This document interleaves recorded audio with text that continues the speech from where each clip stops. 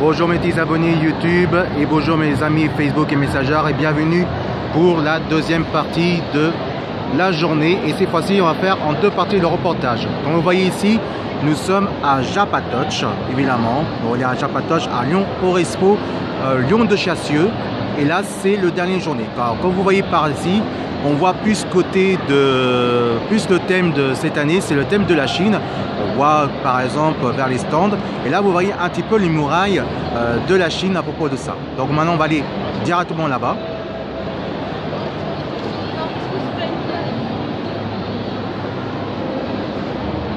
Donc ce que vous voyez ici, vous voyez que la salle de Lyon-Orespo c'est quand même assez grand, qu'on peut dire carrément. Bon, c'est moins rempli, mais il y a encore du monde encore, parce que hier c'était vraiment chargé, on peut dire carrément. C'est vrai que, attention, pardon. Donc c'était vraiment chargé, et regardez avec des cosplayers, des cosplayeuses, et on va rentrer tout de suite au premier temps. Regardez.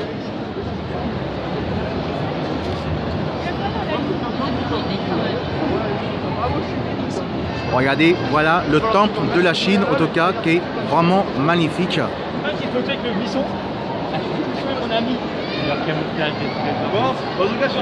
Et voici le temple de la Chine. Voilà, nous sommes dans le salon d'Asie.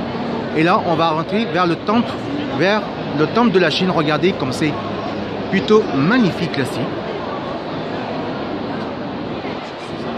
Ça suit bien la tradition de temple de la Chine entre le 14e siècle et 15e siècle avant Jésus-Christ, justement, où ça visait côté de la guerre entre la Chine et les Japonais, le temple avec les samouraïs, et la guerre entre les samouraïs et les ninjas, justement.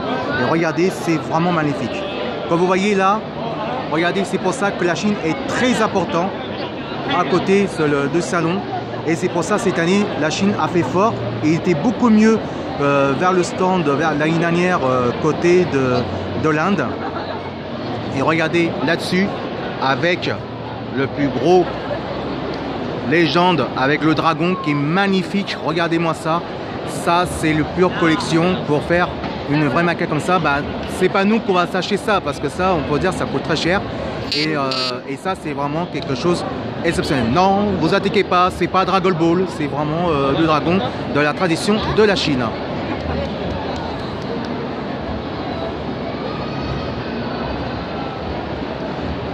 Et voici le plus important de la Chine, la culture de la Chine en tout cas, c'est bien sûr qu'on parle le président chinois qui a été à l'époque.